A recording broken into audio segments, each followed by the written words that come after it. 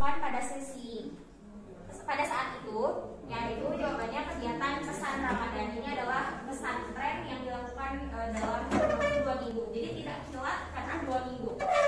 Kemudian ceritakan situasinya. Alhamdulillah dalam waktu yang akan selesai ini sampai hari Kamis, kegiatannya diikuti oleh siswa dengan sangat antusias. Terlihat sekali tidak ada yang terlambat datang. Dimulai pada pukul 8, semua anak-anak datang sebelum pukul 8. Kemudian anak-anak berpartisipasi aktif dalam semua kegiatan. Terlihat menyenangkan karena ada salah satu kegiatan hafalan surat, ya. Dalam waktu 7 hari itu, setiap harinya anak harus setor hafalan itu 3 surat. Berarti kalau dijumlahkan ada 21 surat.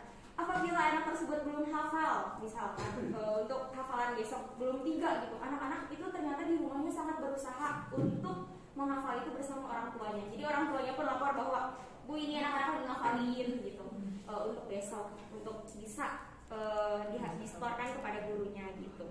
Kemudian juga ini menginspirasi karena memang ternyata anak-anak berusaha lebih gitu. Dan juga ini mencerdaskan, insya Allah setiap kegiatannya selain tadi hafalan Al-Quran, ada juga materi yang wajib memang kita ketahui sebagai umat muslim itu, mulai dari fikih wudu, kemudian juga fikih sholatnya, kemudian juga ini ya kisah-kisah Nabi, gitu ya. Dan juga ada proyek Ramadan yang nanti akan ditampilkan besok hari Kamis, yaitu lomba sholawat. Terutama sholawat itu bisa makan semuanya, yaitu tentang hormat pada guru, itu anak gitu. Jadi anak-anak tahu maknanya seperti apa harus bersikap kepada guru gitu. Kemudian apa peran bapak atau ibu dalam kegiatan tersebut? Yang pertama sebagai konseptor. Ini konsepnya ini jadi pertama-tama bapak kepala sekolah itu menunjuk ketua proyek pesantren, yaitu Bu Ira Irianti selaku ketua. Kemudian juga ada proyek setelah ini, proyek profil pelajar Pancasila setelah ini, yaitu saya. Nah kemudian diminta untuk ya coba dirundingkan bersama guru-guru lain mau dibikin seperti apa nih konsep kegiatannya gitu. Nah kemudian nanti dilaporkan kepada bapak, kita rapat internal lagi, baru diserahkan atau disampaikan ke komite sekolah. Semuanya dikumpulkan, perwakilan orang tua murid setiap kelasnya gitu. Jadi masukan, kemudian bantuan diterima gitu ya. Apabila misalkan ada yang mau membantu di bagian hafalan suratnya gitu ya, ternyata ada yang datang ya Bu ya, dari hari kedua itu orang tua membantu untuk setoran hafalan gitu, kemudian dan lain-lain. Jadi untuk konsep berarti ini kita sudah rundingkan selain dengan sesama guru dan kepala sekolah selaku atasan, dan juga dengan orang tua gitu. Terutama juga dengan anak-anak karena ya sudah sesuai asesmen di kelas ini.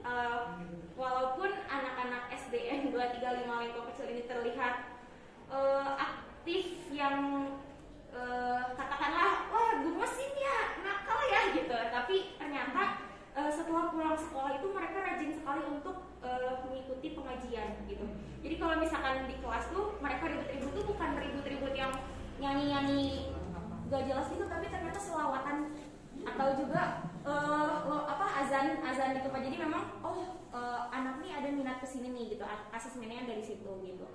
Nah kemudian guru selain selaku konseptor juga sebagai eksekutor atau fasilitator ya. Karena yang pertama sesuai job desk-nya ada yang sebagai pengetes hafalan surat, ada yang sebagai pembawa acara dan lain-lain sebagainya. Itu berarti guru-guru juga sebagai eksekutor atau fasilitator gitu. Dan juga tentu sebagai evaluator, karena setiap harinya setelah kegiatan kita akan membahas yang sudah kita kerjakan gitu. Nah, apa hasil yang dicapai dari beriman bertakwanya? Ternyata meluas lagi kepada kemandiriannya ya, kemudian dari literasinya juga anak-anak berarti jadi bernalar kritis gitu. Kemudian juga nanti di gelar karya berarti akan ada profil yang muncul itu gotong royong gitu, seperti itu. Itu pertanyaan yang pertama. Kemudian yang kedua, Pembelajaran apa yang Bapak atau Ibu peroleh dari pengalaman tersebut? Yang pertama adalah terbangunnya sistem organisasi melalui kolaborasi sesama guru. Jadi akhirnya muncullah solid gitu ya, karena kita sama-sama butuh untuk memenuhi tugas atau kerjaan kita masing-masing gitu. Atau mungkin ada pekerjaan yang belum selesai, kayak yang dibantu yang mana gitu. Akhirnya muncul kepekaan atau kepedulian gitu sesama guru gitu. Kemudian juga yang diperoleh dari guru, pengalamannya adalah sekolah dapat bersinergi positif dengan orang tua dan juga siswa. Alhamdulillahnya setelah kami menyampaikan kekurangan yang terjadi gitu ya di sekolah kami, bahwa tidak ada atau kurangnya fasilitas seperti jus ama, sajadah, bukan ada yang lain, ternyata muncullah kebaikan-kebaikan dari orang tua gitu. Jadi emang itu ada sinergi positif, bahwa kita ternyata jika menyampaikan dengan cara yang baik, ternyata datanglah suatu hal yang baik itu kepada kami gitu. Jadi alhamdulillah selama kegiatan ini kita belajar sepanjang hayat, learning by doing ya. Guru-gurunya juga selain sebelum mengetes, ternyata guru-gurunya juga harus hafal terlebih dahulu ya, karena tidak mungkin sambil buka jus ama, malu kan sama anaknya gitu ya. Jadi itu ternyata pengalaman yang bisa didapat oleh guru gitu.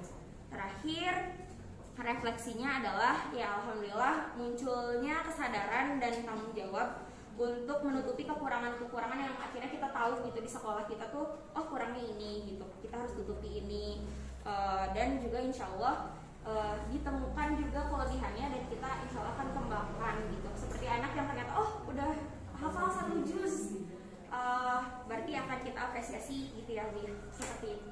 Terima kasih.